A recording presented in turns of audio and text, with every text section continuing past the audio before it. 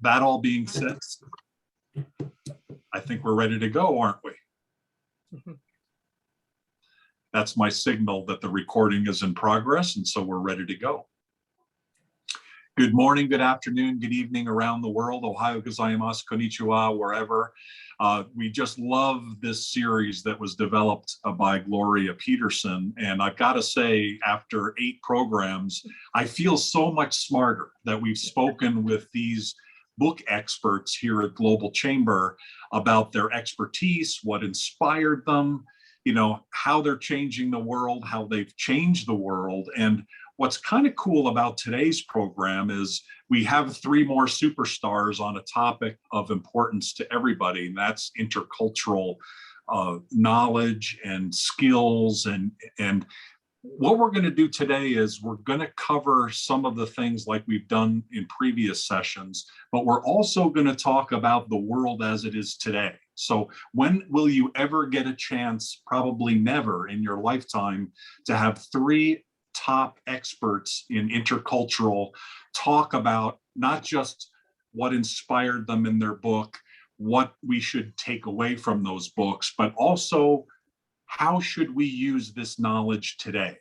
You know, the world has changed in magnificent and horrible ways over the last couple of years, but it is our new reality. And so how does that new reality get impacted on the intercultural side? How can we use intercultural skills to be more successful in business and in life? And we're going to cover that as well. So thanks for joining us today. Buckle your seatbelt. You're going to have a lot of fun because these are 3 amazing people. We're going to start with Rochelle Kopp.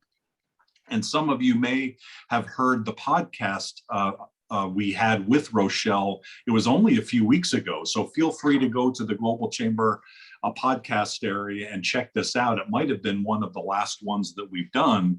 Rochelle is a cross-cultural expert. And as we talked about then, it was really exciting to hear her story, how here she was at a company, a Japanese company. She had become familiar as an American with Japanese business, and watching these American companies coming in, she was horrified, you know, at what she was seeing. And instead of, like many of us, we just were horrified and we tried to correct what we could, she took it to the next level and she became a worldwide expert on cross-cultural skills. And now she teaches and coaches, has for many, many years, companies to be a lot more successful by not making all of those serious blunders. I loved her story about how, you know, the Americans thought it was so cool to have a lunch where you picked from the various pieces, you know, and it's like, yikes, really, seriously, you thought that was a good idea.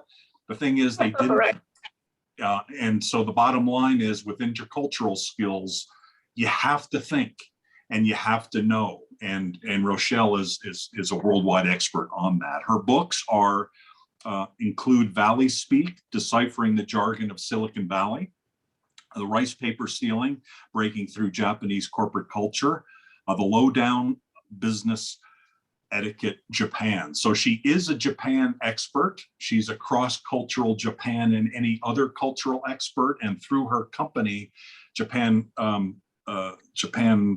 Cross-Cultural, you're going to have to... Intercultural. Japan Intercultural Consulting.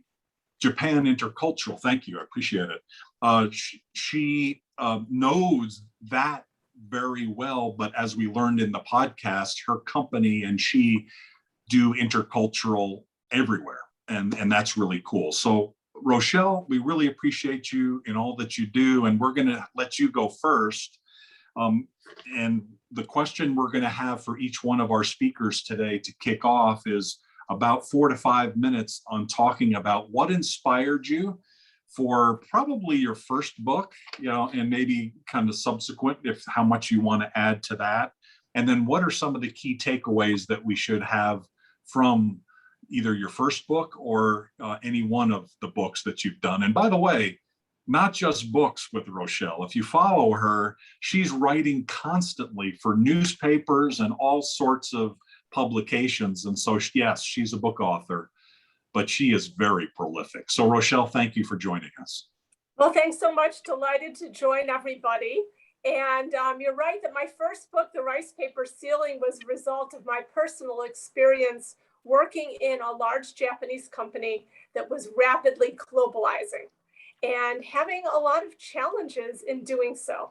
And I realized that as more and more Japanese and people from other countries are going to be working together, that people were going to need more information in order to have that work a little bit more smoothly than what I was seeing and what I was experiencing. And so I thought this is something I could do useful for everyone, is to kind of create a guidebook for non-Japanese who are working in Japanese organizations or are working closely with Japanese organizations, for example, as a partner or a supplier. That what I noticed was a lot of people didn't have a lot of information about how Japanese organizations work, how they make decisions, how they move forward on projects, and how people can be influencing that process when working in or with a Japanese firm. So that was really my motivation for my first book. My other book on Japan that's in English, because I write a lot of things in Japanese, is that Low Down Business Etiquette Japan. And that's actually an audio book. You can get a Kindle version of the script for it, but it's kind of fun to listen to it in audio version. And that's really designed for someone who, my sort of image of it is someone who's on the plane on a business trip to Japan and needs a really quick set of basics to get them oriented. And so there's a lot there for that. Meanwhile, Valley Speak is just a little something different. Since 2006, my US base has been in Silicon Valley. And when I got there from the Midwest, I had a lot of trouble understanding what people are talking about. And it turns out that this is a common phenomenon for people coming from other parts of the US, but also people coming from other parts of the world to work in Silicon Valley. And I'm kind of a language geek, and I got very interested in the words that people were using and realized that there was no dictionary for Silicon Valley vocabulary. So I partnered with a technology expert, and we've got this book it's kind of a handy guide. And if you're going to watch Silicon Valley on HBO, you probably want to read this book and understand that as well. So those are kind of my books, and that's the background. So in terms of a few takeaways, I'll focus a little bit on what we talk about in the lowdown, because that's kind of our general approach for working with Japanese, and I think maybe it would be of most interest to everyone here. And the piece of advice that I like to give everyone when working with Japanese is to talk less and listen more. Particularly for those of us from the United States, we are trained to talk. And starts out with show and tell when we are in kindergarten, and it goes from there with speech class and debate and paragraph writing and all the things that we do in our culture to get us to be very adept at just opening our mouth and just blurting out a whole bunch of stuff. That is not the way people are raised in Japan. That they are raised to think very carefully before speaking, to arrange in their minds what it is that they want to say, and have it be very, very well organized when they share it. So you'll often see in Japanese meetings, the person who speaks least is the highest status person. And they may say very little, but it's going to be a real gem and something you want to pay attention to. So the kind of blabbering on or thinking out loud that we like to do in the US is really not going to work with Japanese, even if you were doing it in the Japanese language. But then there's also the language barrier that Japanese all learn English in school, but they learn it by reading and writing. And they don't get a lot of listening comprehension practice, particularly for rapid speech by native speakers. And so a lot of times, if you're just going along, you're going to lose your Japanese audience. And so I always tell people, boil it down, simplify it, and make it more concise. Have you ever connected with Lainey Denslow, who's an expert on Americans? And do you guys ever kind of joke about the times that you've both spoken to Americans and used a pause, the power pause, to your benefit? I haven't met them, but that is something that comes up a lot, that Americans, as part of us liking to talk a lot, we tend to be really allergic to silence. And I think that American firms have lost lots of money over the years by being in negotiations with Japanese companies. And Americans will say, well, how about this price? And the Japanese don't say anything. And maybe they're just thinking about it, etc. But that long silence feels uncomfortable to the Americans. And after a couple minutes, they say, well, it's negotiable, or we can do a better price for you if you need it. And so they start, kind of making assumptions that the silence is negative when maybe it actually wasn't. It's strategic. Great takeaways. Thanks for the inspiration. Lots to take away from there. And we're going to get back. Let's go now to our next expert and speaker. That's Kyle Hegarty. He's zooming in from Singapore. Rochelle, are you in Tokyo today? I'm in Tokyo, yes. Okay, so let's go a little further south and west to Singapore. And Kyle is, quote unquote, stuck in Singapore, which is not a bad place to be stuck in. One of the unique, I think, angles that he's taken with his intercultural, cross-cultural knowledge and experience is that it's wrapped around growth and global growth. And similar to Rochelle, I've had the great honor and pleasure to have Kyle on one of the Global Chamber podcasts as well. This was last year as the COVID was starting. And one of the things that he addressed in the book and that he's an expert on is managing global teams, management teams, sales teams, and all the things required to grow your business. So how do you understand the different cultures that might be on your sales or your business team, and then how do you leverage that for more growth and success? So Kyle, congratulations on your growth and success. Your book is called The Accidental Business Nomad, a survival guide for working across a shrinking planet. And oh my, the planet has shrunk, hasn't it? And you've got some great ways that that have inspired you to write this book, and then also probably some key takeaways you can share for us today. Yeah, I think the world shrank at an accelerated pace over the last year and a half. The book was written before all of this COVID, but as I'm now writing the new intro for the soft cover that comes out next year, really, I think more people became accidental business nomads over the last year and a half without realizing it. So thank you, and it's great to connect with everybody here. I as an American, moved over to Singapore in 2006, and I set up a marketing company that was focused on helping other companies expand across Southeast Asia.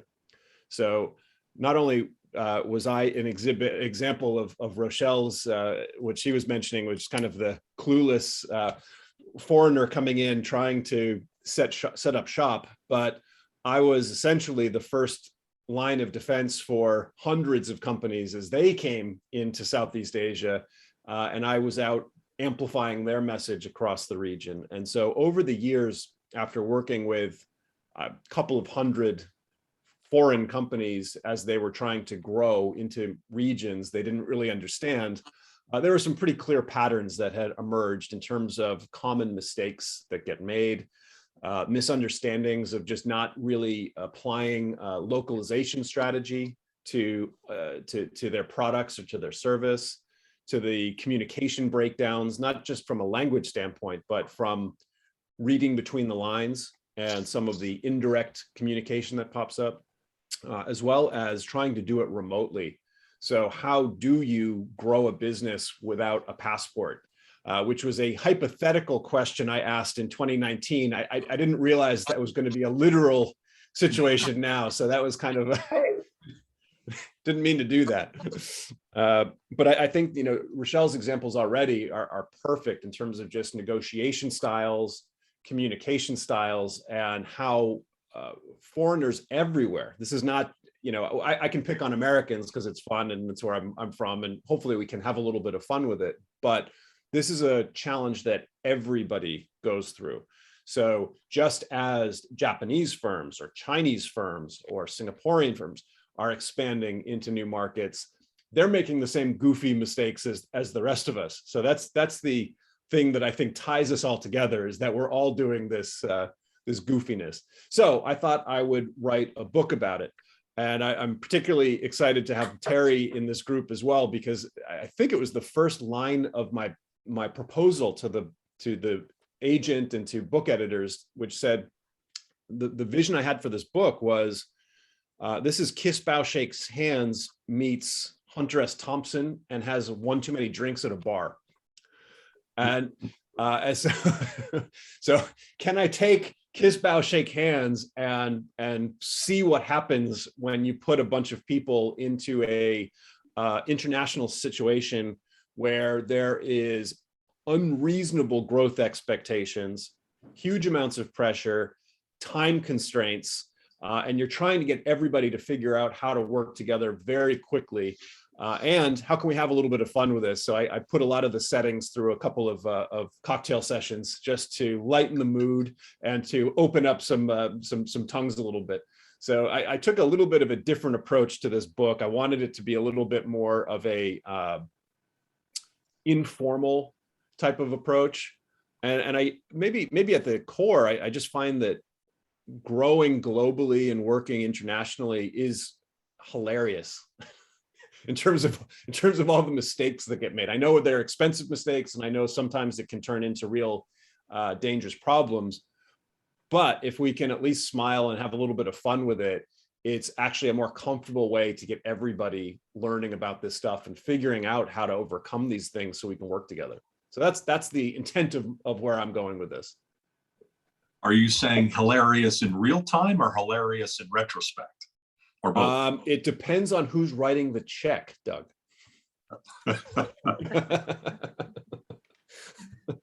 I hear you, because I in thinking about some of the things that I've seen, I wasn't necessarily writing the check, but I was kind of on the line, and it Absolutely. didn't feel very hilarious at the time, for sure. But in retrospect, they're all fun. No question. Yeah. Look, the stress involved. I mean, the word growth is such a tricky word because it's dangerous. And I think that over the last 20 years, there have been some outrageous growth expectations that get set. So I'll get calls, emails from companies in the U.S. and, wow, we see that Asia is doing this and hockey stick model, and that's what we want. So that's what we expect after Q1. And we've heard that it's cheaper over there. So we're expecting to save 75% of, and grow profits. And more often than not, people are disappointed about how that growth journey actually turns out.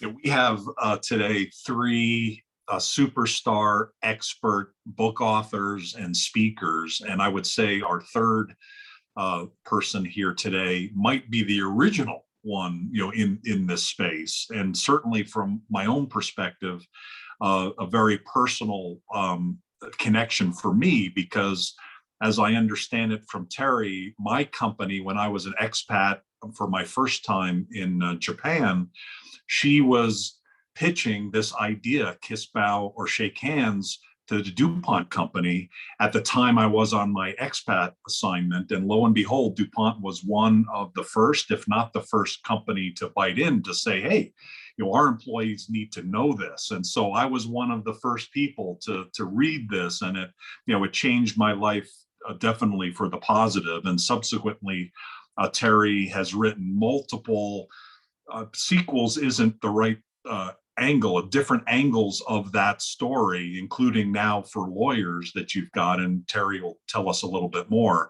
I'm really pleased to introduce Terri Morrison, who's from the DuPont area outside of Philadelphia. So those of you who are familiar with that area, Terri resides there, and she's still writing, she's speaking. And Terri, we're just so pleased and honored to have you here today. Thank you for sharing what inspired you and what we should be taking away from this this passionate knowledge that you've created over the years. Thank you so much, Doug. And thank you, Kyle, for the funny, references to the previous things that I had done. I wish I had a nice cocktail here now. It's 7-something at night, but I'd get too loose, so that wouldn't be good. So I guess the inspiration started because I started out as a Spanish teacher. And I love teaching, and I loved cultures, and I loved travel, and all of those things were great, except it didn't pay very much money. So I went into high tech, and I was the only person there who spoke Spanish. So I got some really interesting assignments. And then between different firms, yes, as you said, Doug, I ended up starting my firm in 1990, pre-internet, guys. And that was a proposal that I put in because my first client for what was the digital product, before these books occurred, there was a digital product. Here's just 3 of them stacked back here because I don't want to mess around with my slide. I'm afraid I'll mess this up.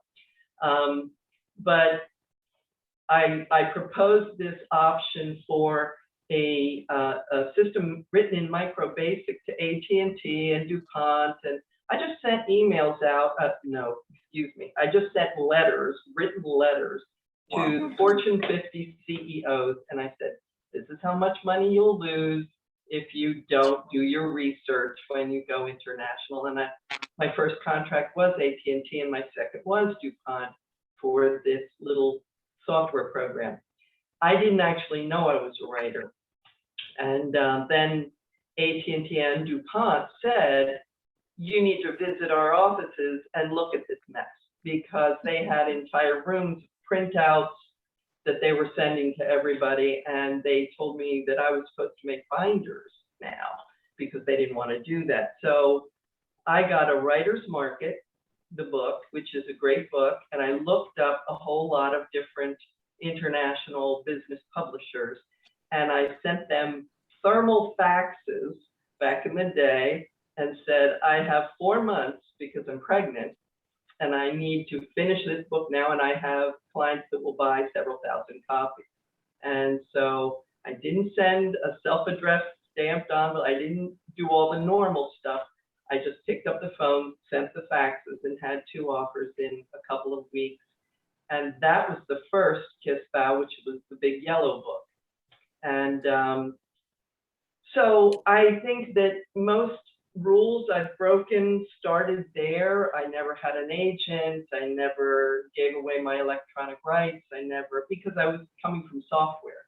I came from a tech background, and I thought, that's the whole premise of this, because then when, I don't know if you remember Lucent Technologies, they were AT&T Research, they called and said, "If you transfer this into HTML, we'll buy it too." And I was like, "Can we do that?" And then, so that was the start of that process. And it's still going. We still have the digital product, and I incorporate all these books. But yeah, gosh, 10, 11 books now. Dun & Bradstreet, Guide to Doing Business Around the World, International Traveler Series, but the backbone is Kiss Bow, Shake Hands. And which one is this? This is the most recent one. This is the American Bar Association one. So I guess my forte is negotiating data.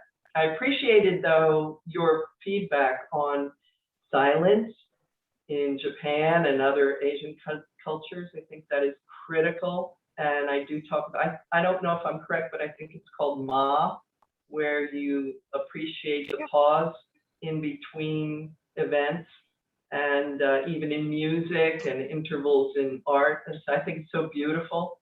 And Germans do that, and the Finns do that. So it's just us that can't shut up. So, but I love the negotiation data. That's pretty much what I do. Great information. Thank you so much. We're now going to be shifting into kind of a Q&A for the rest of the program. And so I encourage everybody that's out there to get some questions ready. We have on the stage some of our speakers over the last 8 weeks. We've had basically 3 speakers per week for now. This is the 8th week. So 24 or so. I think 1 week we actually had just 2. So one less, but nonetheless, for the speakers that have spoken before and the authors that have spoken before, feel free to interrupt. I would like to ask one question and then going to open it up. And those of you who are in the audience, please feel free to write your questions in the chat area. The question that I have for all of you is related to the current reality of the world, which has changed and evolved dramatically since the pandemic started. And I'm wondering what your takeaways are, what maybe your advice is for business people that are interacting around the world from an intercultural standpoint. Presumably this makes it easier in some ways and maybe more difficult, I'm not sure. But what are some of the things that you've learned from this and that you would give advice to a business community around how they should be thinking about intercultural in a pandemic world? And Rochelle, would you like to go first? Well, certainly. So one of the things that I see as a big challenge for a lot of my clients is obviously we're doing meetings now virtually. And so it's very easy to have some of the issues that come up in real life meetings become even more sort of problematic when you're in an online meeting. And when you're dealing with people who are not native speakers of English, if you're in an online meeting, it can be difficult for you to notice if they're having trouble following. That you should always be looking for nonverbal signals of people having trouble understanding. If you're in a real life meeting, you can kind of start to notice the eyes glazing over or people kind of looking uncomfortable as a signal that, hey, maybe I need to slow down or back up or go over things. It's easy to miss those signals when you're in an online meeting because everyone looks like they have their eyes glazed over, right? And so it doesn't really stand out as much, right? And so it's very easy to kind of miss some of those signals that you would be getting in real life. And so because of that, I find that in online settings, some of what I talked about before of native speakers just kind of going on and having everyone kind of not be able to follow can happen very easily in the online environment.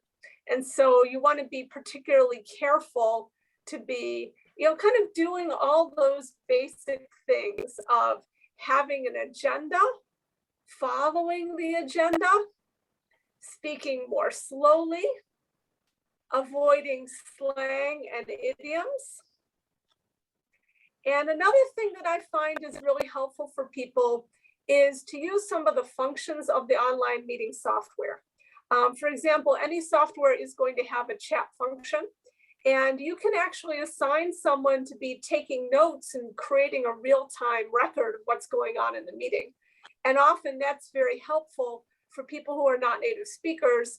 If they don't catch something orally, they can see it written, and often they'll pick it up faster through seeing it than hearing it.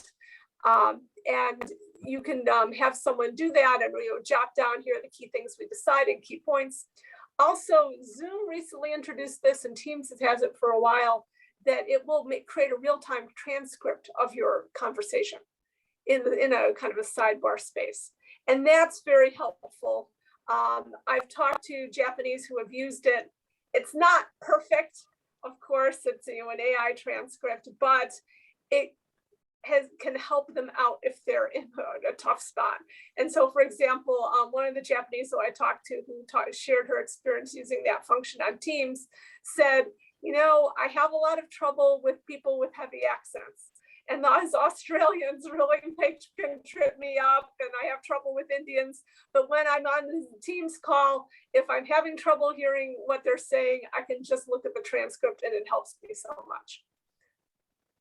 Interesting. Okay, I've noticed in some of our Zoom calls that we've been doing recently, like we had one from Bangladesh earlier today, that it was transcripting, and it's actually very helpful. Even, really good point. Thank you, Rochelle.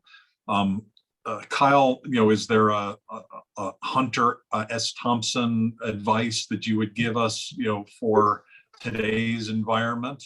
Well, I'm already. Yeah, I'm already taking notes because my wife is British, so I think our next conversation might actually go through a transcription service. This could be great for cross-cultural marriages.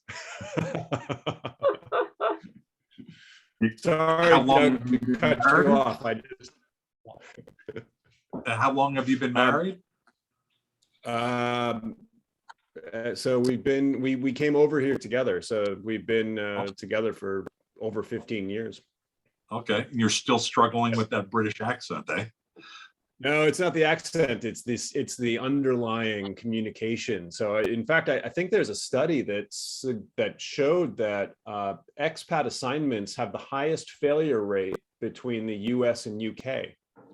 And the reason they suspect that is because we on both sides go in thinking everything's the same, and the language is obviously the same or similar enough, and we ignore the invisible stuff, which is really what I think everybody on this panel would agree on in terms of the things that catch us up. It's the invisible communication parts of inflection, and it's the silences, and it's the intent behind the words of what's going on. So I think that's where it gets really interesting from a cross-cultural communication standpoint. Going back to the how would you kind of use that or about other ideas? global. So I think that well, let me just tell you about just one other thing that I've seen here this year, which is a comment was made to me by a client saying, I've never spoken more to my headquarters back in the US and UK than I have this year. And so one of the things that I'm hearing is that communication has accelerated and increased since COVID. And what I mean by that is because, where a couple of years ago, you'd say, well, people are gonna come over for a trip and we'll catch up then. Whereas now we're a click of the button away. Let's just have the quick 5 minutes now. And so people are actually speaking a lot more frequently. Now that's good, but that also can then be bad because that's where misunderstandings can happen. I think one just fascinating thing that's happened is when it is the headquarter dynamic, meaning headquarters has power that sometimes they don't fully grasp, or the way it's interpreted in other places. So where a conference call is happening and the Japan team is not speaking up because it's an American headquartered company and all the Americans are talking, and then the Japan team decides that they're not going to really jump in and participate as much. Same in Singapore, probably to a lesser degree, or in Southeast Asia. And what ends up happening is you get this imbalance between global teams where essentially, I'll generalize for a second, but you get Western groups who end up monopolizing conversations. They feel like there's no contribution from the other teams, and they just make decisions unilaterally. If you interview or discuss with the Japan team or the Hong Kong or Singapore team, they say the opposite. They're saying, these people aren't shutting up. We can't get a word in. Nobody's listening to us. And it's this classic disconnect. One of the interesting things that's happened with remote is that there's no more conference rooms. And so you get, instead of me as an outsider calling in from Singapore, staring at this kind of weird conference room filled with people and it's blurry and I can't really make out all the body language and it's not easy to hear. All of a sudden, if everybody is distributed, there's this flattening of hierarchies to a degree.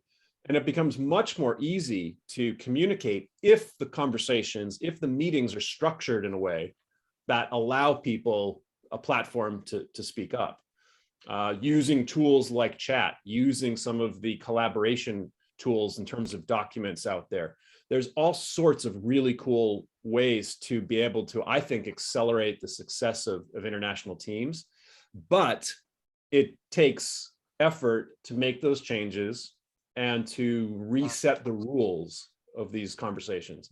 So sorry if I'm going off on a tangent here, but I think that, you know, we're in a really exciting time in terms of being able to work globally if we're using the technology and if we're using this stuff in the right way. That makes sense. So there are technologies now available, weren't available before, that facilitate better communication. We just need to use them. Terri, I see from the chat area that you and Bill Edwards know each other. Bill is what, 47 years in international business, an amazing franchising and business, international business expert. And it sounds like you either know each other, or certainly I'm sure he's read your book and you may have read some of the things that he's been involved with.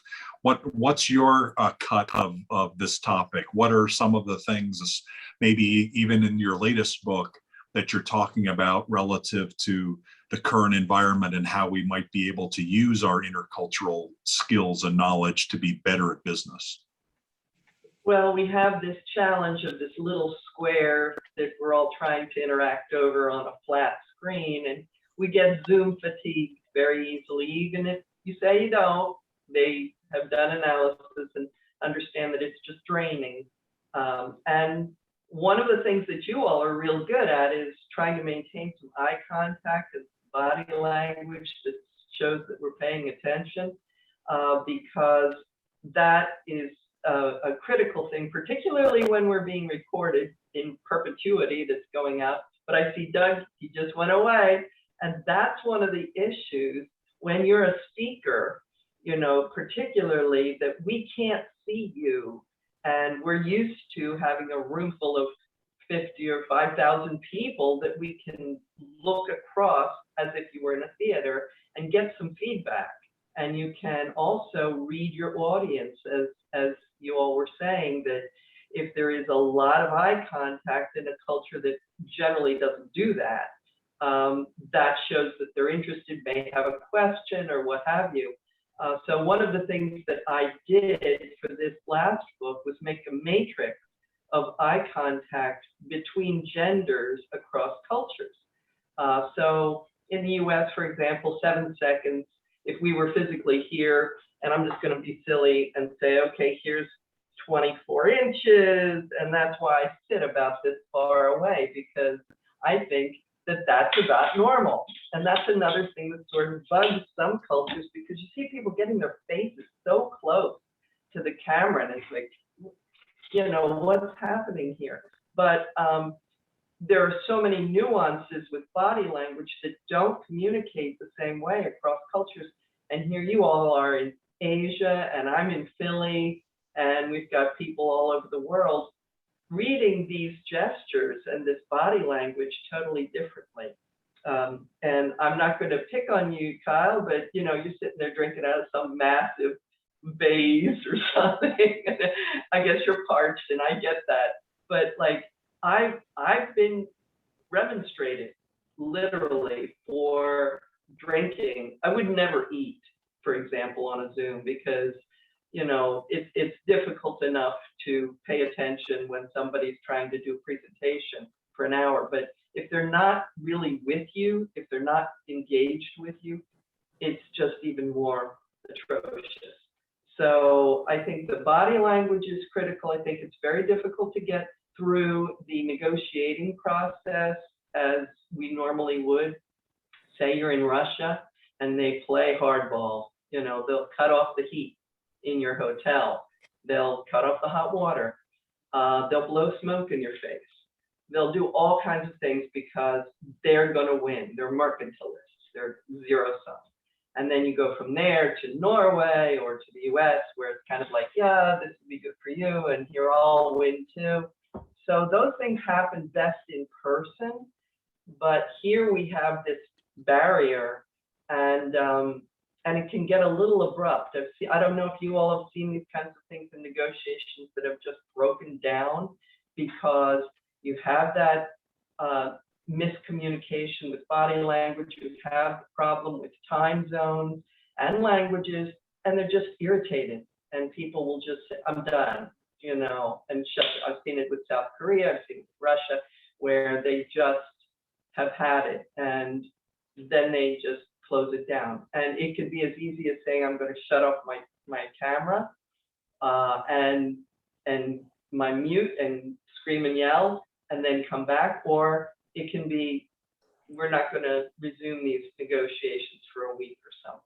And I don't know if that's happened to everybody else, but it's something that I've seen, and it's driven by this stressful environment of the virtual communication tools that we're using.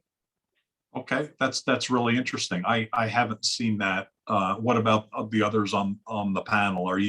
Have you seen it where, I mean, that's kind of rude, right? You know, to do something like that. Rude. Are people, Yeah. I mean, in any country, you know, pretty much, right? There's ways to handle those kinds of things. Are people so stressed out that we're seeing unprofessional behavior even on Zoom?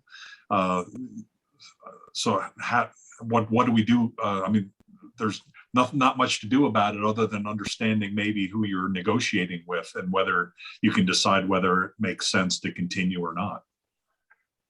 Rochelle, you probably haven't seen anything like that because the Japanese no, nothing like that with the Japanese. No, that would not be a typical thing. Yeah. You've absorbed lots of cigarette smoke probably in your life in very hot conference rooms in July or August in Japan. But in terms of the Zoom world, I would think that the Japanese typically are going to be very polite all the way through, even if the answer is no. Right, exactly. And also, you know, I remember working in an office where cigarette smoke was tolerated back in the late 80s, but now you're not allowed to smoke in Japanese offices. And so they've put in stricter rules. So the smoke-filled conference rooms, fortunately, are a thing of the past. The angle that each of you spoke about around different techniques of communicating within a Zoom call, it reminded me a little bit of just the basic topic of, you know, normally, especially I think with Asians, or at least my own experience is it in the example that Kyle gave, where I've been in conferences where I'm the Asia person and then there's Americans and Europeans, and the video goes to whoever's speaking, and I was sitting there watching this ping pong of Europe, US, Europe, US, and sitting there in Asia thinking, I can't get a word in edgewise. And so almost from practicality perspective, other channels get developed, right? So you kind of sit through that and then you give them a call and you have a personal appeal. And so are there ways, and we're not wedded to Zoom, right? Or any of these technologies. And there are certain things that we can do within the Zoom meeting, but is this now opening up the pandemic, opening up ways of through email, through personal appeals and other ways of getting either the negotiation that you're trying to do or whatever position you're trying to do done outside of kind of the normal electronic communication that we often use in Zoom?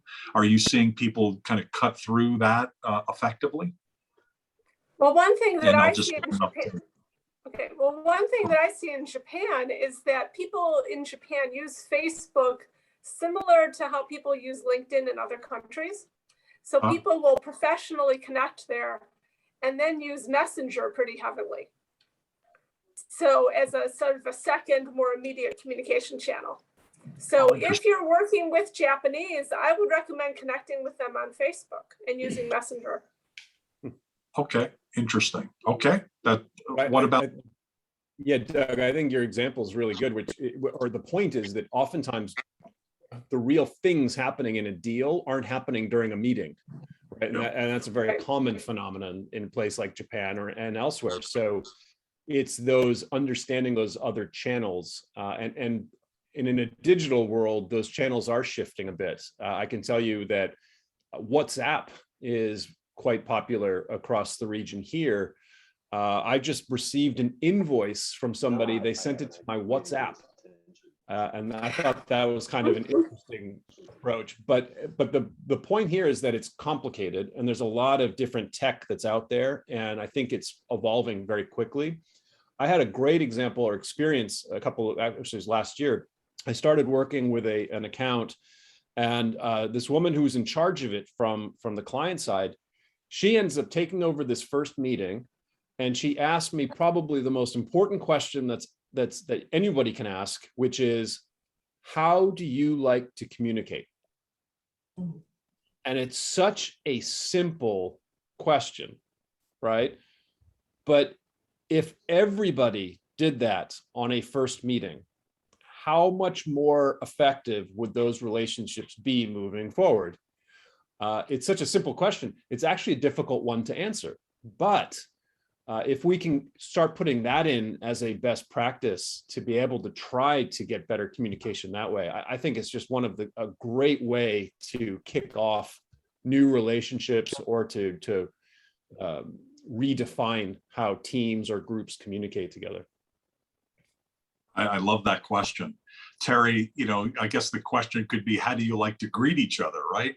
Kiss, bow, shake hands, fist bump, there's a whole list of other areas, right? So asking simple questions like that goes a long way, doesn't it?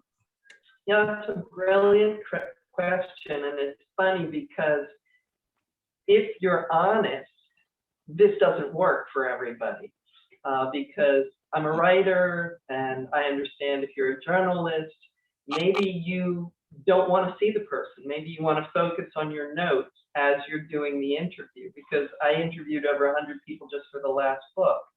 And listening to lawyers and judges, I'm more comfortable and I think better when I am on the phone with them rather than actually doing this. I will be fine sitting with them and with a pad of paper, or I'm fine on the phone. This is distracting for me if I'm trying to record information. And I never record any interviews. I just, you just don't want to do that legally for some situations. So those questions of how do you like to communicate, it's very surprising to me to admit that even in this venue, because this is what we're all using, but it isn't my preferred scenario because I'm easily distracted by visual stimuli. Got it. I wish somebody would have asked me that when I was running Asia, and there I was at midnight, every single meeting between Europe and the US, and say, hey, by the way, you guys in Asia, how would you like to communicate? It's like, how about not having you two talk constantly at midnight Asia time? So that I have to use a back channel to do anything. It's like, come on, guys. We've still got a little bit of time, about 10 minutes, and there's a couple things that we want to do to get to the end. I'm going to ask each of the speakers to talk about what's next for each of you. Tell us a little bit more about if you've got another book coming up, kind of what your focus is going forward. Maybe take a couple minutes each on letting us know kind of what's next for you and any other advice that you have for us. I'd also like to encourage everybody in the audience, if you have a question, still feel free to ask it. We may not be able to get to it, but we may be able to ask it offline. I saw a question, Bill, you mentioned about saving the chat. What we're going to do next is, this has been recorded. We do plan to have this recorded and put up on our YouTube channel in a blog post, and the chat will be included for people who are attending. So you don't need to worry about saving it. We will have that for you in probably about a week or so. So no worries on that. So let's go around the room, and Terri, I've got you up on my screen. I'm wondering what's next for you. This latest book for lawyers is relatively new, right? And so that's certainly one of the things that you're working on next. Right, that's a lot of fun now that it's done. Took almost 4 years to do that one because lawyers think you're, the press, and they don't want to talk with you. But it was resolved and it's all done, and it's their bestseller for the section of international law. But actually, I just got a request from a woman who is with the Red Cross because of the Afghan refugees, and trying to understand how that process could be facilitated by understanding their cultures a little bit, because we're getting these refugees in and it is a vastly different culture. So I'm assimilating some content, some data, and if anybody has any particular feedback or insights as what would, alleviate the stress of this situation, please do email me, because I'm trying to make sure we just provide it to anybody who's supplying help at this point. I really appreciate that. So please, if you're not able to get a hold of Terri, send us an email to info@globalchamber.org. In fact, if you can't get a hold of someone who's here today, that's a great way to get connected.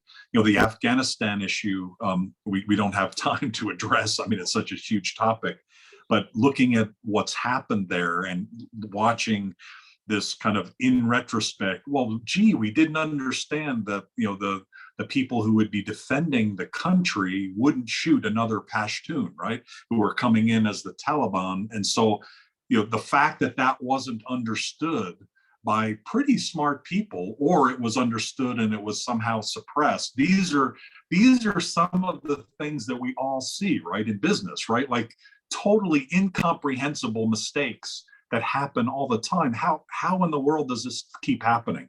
It's mind-boggling, isn't it? Just unbelievable. So sorry, I guess that was more of a hypothetical question. It does boggle the mind in business or in military or strategic terms. It's just very surprising to me that the US has such a group of really intelligent people, and I've got to believe that the really intelligent people, somehow the information doesn't get passed over to the people that need it to make some strategic decisions, just like it doesn't often happen in companies.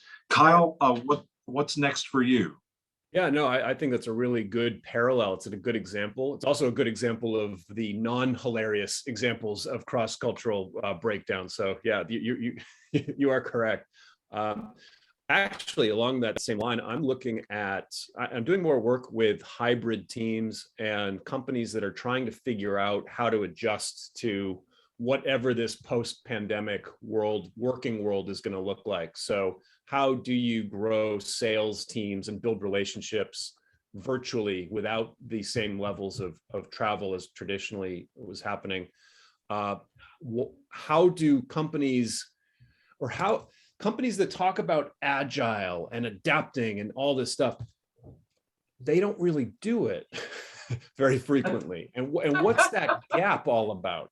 Right? I mean, if I had 5 cents for every time somebody talks about agile and flexibility, that's fantastic. But then you go and see people behaving in the exact same patterns that wasn't working the last time. Afghanistan, right? I mean, that's our 20-year story right there. So I'm interested in what ways we can look to see it for what it is. And how do you break out of that? And I'm at the early stages of starting to write on those topics and look at interviewing some interesting people across diverse spectrums who have their own answers towards that. That sounds great. And in the meantime, you're stuck in Singapore. It's just me and my giant I don't know, Terri, I don't know how else I'm supposed to, how do you drink morning bourbon? It's a problem. It's a very high level problem. Absolutely. Rochelle, what's next for you? I would bet that it's all sorts of things, because there's nothing that keeps Rochelle yeah, down. it's definitely a long list, but one thing that I'm working on right now that I really need to get finished is I have this bilingual ebook about effective cross-cultural meetings. And it's focused on meetings between Japanese and non-Japanese. However, most of the things would be relevant to really any cross-cultural meeting. And I'm going to be having it on my website as something that people can, sign up and then get it for free. I actually have the page to sign up on the website yet, but if you sign up right now, the book's not ready, you won't get it right away.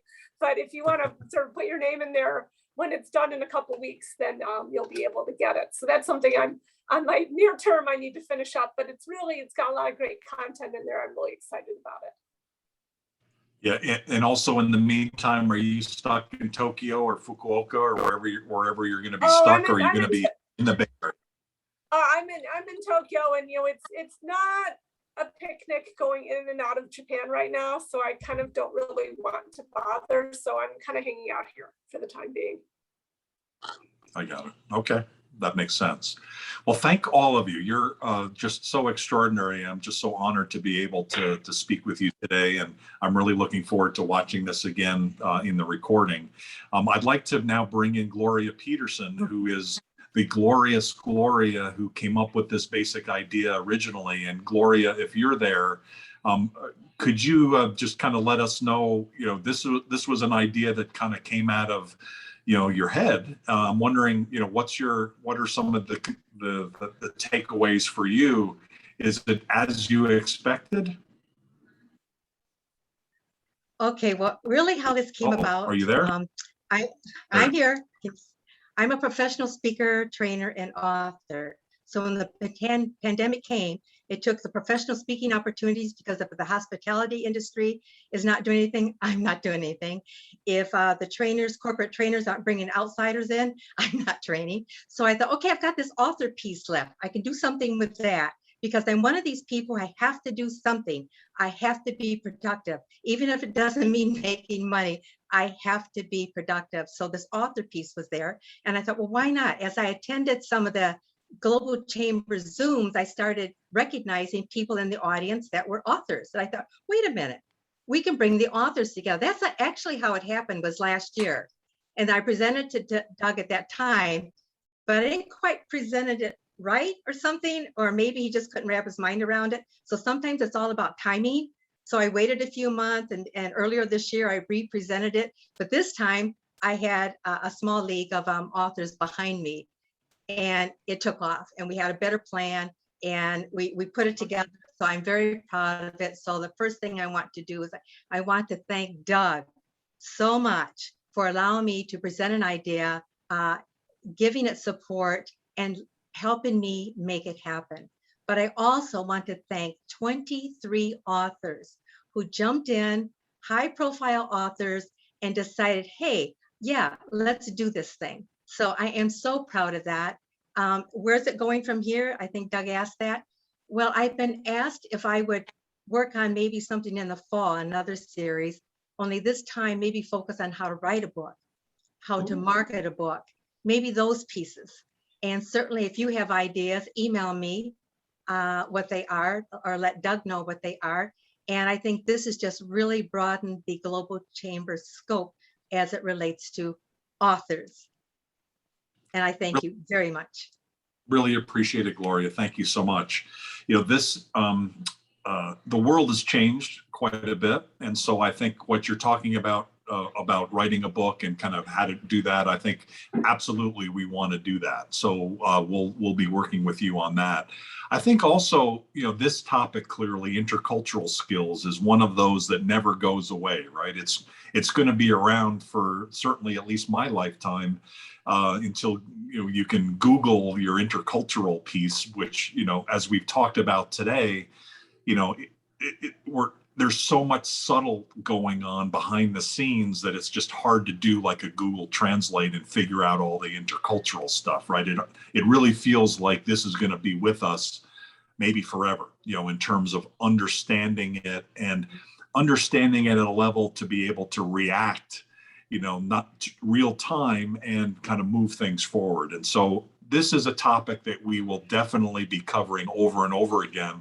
We try to do an intercultural skills program at least every quarter, and very often more than that. So I'm sure, hopefully, we can get these speakers back in along the way to help our exporters and those companies that are continuing to grow internationally to avoid the the Electrolux sucks problems that are the kind of the obvious problems around marketing, bad marketing around the world, but also, and probably more appropriately, those subtle things that happen in business negotiations or leading a team internationally, especially a virtual team now, that happen that we often don't even know about, that are happening. And so how do we find out what those things are? How do we avoid those problems to begin with? And how do we make typically corrective action, right? We even when we know all of this stuff, I've got to believe somebody that's an expert like Rochelle, she's probably made a mistake or two along the way, maybe not, but I got to believe that. Yeah, quite a few, yes. And so you got to do corrective action, right? You got to fall on the sword occasionally, because, Right. that's just, we're human, there's no way to completely understand everything, even within our own culture. Lainey has been on the call here, to understand what Americans are as an American. It's like, I still don't completely get it. And, look at the craziness we see every day in the news. Like, what are you people thinking? So we always will have this with us. And so we really just totally appreciate all three of our speakers today, not just to understand, not just to say, wow, that's amazing that this is happening, but to find the solutions and then to take the initiative to actually document those solutions so that we can all learn. So Terri, Rochelle, Kyle, thank you for making us a little bit smarter. And we rely on you going forward to continue your explaining to us simpler people about what it's going to take to be successful in the future. And thanks again for taking the time today to share more. Thanks, everybody. We're going to end now and have a great rest of your day or morning or evening, wherever you are. Thanks, everybody. Thank you. Thanks so much. It was fun. Thanks, Rochelle. Really appreciate it. Thanks, Terri. You were amazing. That was great.